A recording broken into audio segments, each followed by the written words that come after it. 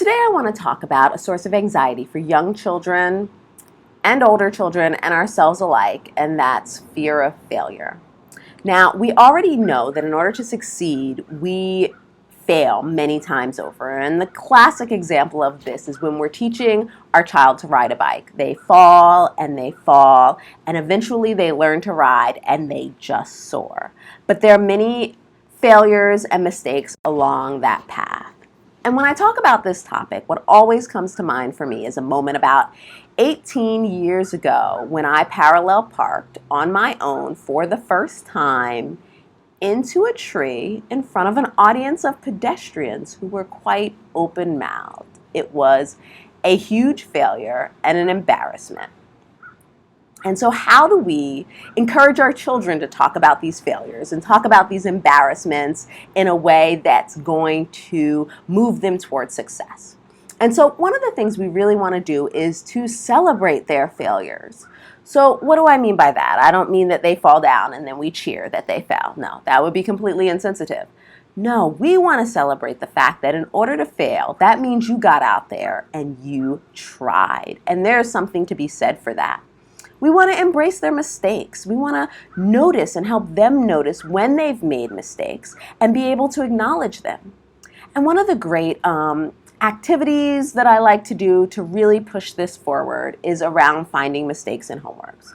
Kids, it'd be great if they did their homework and there were absolutely no mistakes, but many times, especially for young children, they're rushing through and they really do need to go back and find the mistakes, and making it some sort of fun competition where them and dad look for the mistakes and see who can find the most and fix the mistakes, and really coming at it from a soft, loving, but it's important to find your mistakes and fix them. And so, we're celebrating mistakes, we're embracing failures, but we also want to get that conversation started about failures. And so one of the ways that I like to encourage doing this is asking your kids about, what did you fail at today? Now, the first thing you're going to get is nothing. Everything was great. But if you push a little bit, you'll get a story about how they tried to approach another kid and introduce themselves, and that kid really wasn't interested in being their friend, and it felt embarrassing and it felt like a failure. And one of the ways to encourage this kind of conversation is to have a few failures in your back pocket. What did you fail at? What happened in your day and your month that didn't work? Did you try to make a presentation to your boss and it fell flat? Did you get up in front of an audience to present something and they didn't quite connect with it? In what ways over the last little while have you experienced a failure or a mistake? And can you talk to your kids about that disappointment or embarrassment that happened when you experienced that? Because really, when they talk about their failures, we want them to be able to talk about that disappointment, that hurt, that embarrassment.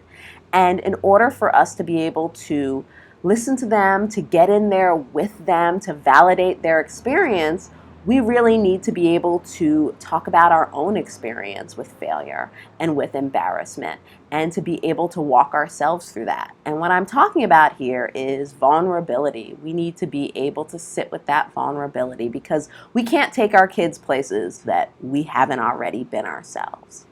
And so now we've opened up the conversation. We've started talking about failures. We've been validating feelings. And so we really want to encourage our kids to persevere, to try again, that this is a good thing that they did, and this is the pathway to success and to getting and learning more. And along those same lines, I like to emphasize asking questions, because asking questions is the only way to grow beyond our ignorance, beyond what we don't know, beyond the mistakes that we'll make. And so another activity that we can do with our kids is asking them, what questions did you ask today? What good questions did you ask? And initially, you're going to get not too many on this one too, because when kids have to ask questions, they're worried that their questions are going to sound stupid or what other people are going to think.